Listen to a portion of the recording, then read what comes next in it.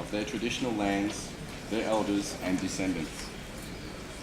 Today marks the 12th National Sorry Day since the release of the Bringing Them Home Report of 1997 by the Human Rights and Equal Opportunity Commission of the National Inquiry into the Separation of Aboriginal and Torres Strait Islander children from their families, now commonly referred to as the Stolen Generations.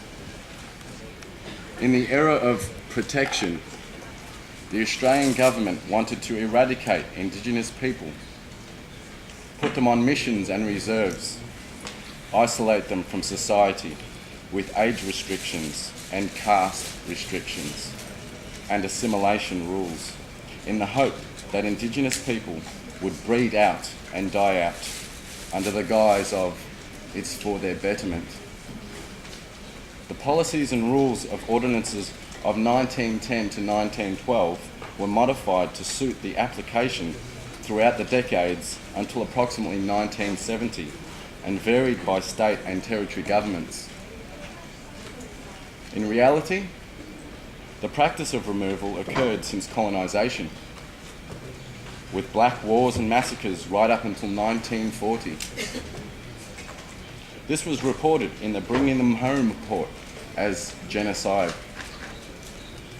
In short, coloured or mixed race Indigenous children who were to be taken from their families, communities and lands and trained in institutions forbidden to practice their customs and language, so they could eventually take up their place in Australian society.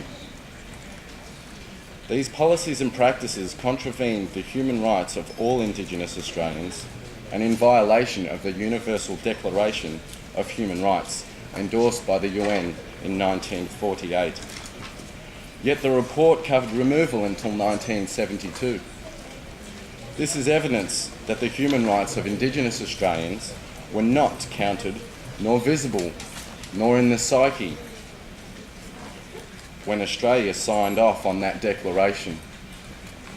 Aboriginal people were socially, politically, geographically and economically excluded from Australian society. National, state and territory governments lobbied for the implementation of the recommendations of that report. Eventually, all state and territory governments between 1998 and 2003 said, "Sorry." Public apologies were also recorded in thousands of Sorry Day books across Australia. Over the last 12 years, National Sorry Day events have been held in every state and territory. I would also like to commend the Australian government, who on February 13 last year gave a genuine and honest motion of apology to the Australian Indigenous peoples, which was passed by the Australian Parliament. This apology confirms without a doubt that the separation and removal of full-blood Indigenous to missions and reserves and the removal and separation of half-caste Indigenous children to institutions were practice and policy.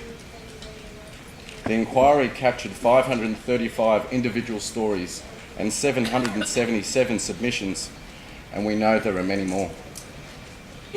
It was a belief by Stolen Generations and other Australians that the inquiry would bring justice. The Bringing Them Home report featured 54 recommendations, some with totalling 146 part recommendations. Approximately half the recommendations appear to have been implemented. National Sorry Day commemoration is recommendation 7A. For approximately the past 10 years, the Australian government has funded link-up organisations to fund and reconnect with family. The Australian government has established an Indigenous Steering Committee to implement a much-needed healing foundation to address the family and community traumatisation as a consequence of Australian government practice and policy.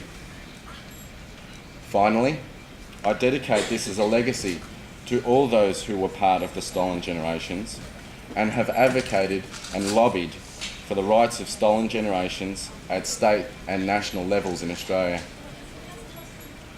for our grandmothers, great-grandmothers who were stolen generations, for our aunts, uncles and cousins. For many of them were stolen too. In closing, I know time is precious, and so too is the value of human life. Let us observe a minute's silence to reflect on the millions of people who will never make it back home, who have been lost, stolen, enslaved, persecuted, seeking refuge, and victims of genocide and disempowerment across our globe. Please stand for a minute's silence. Thank you.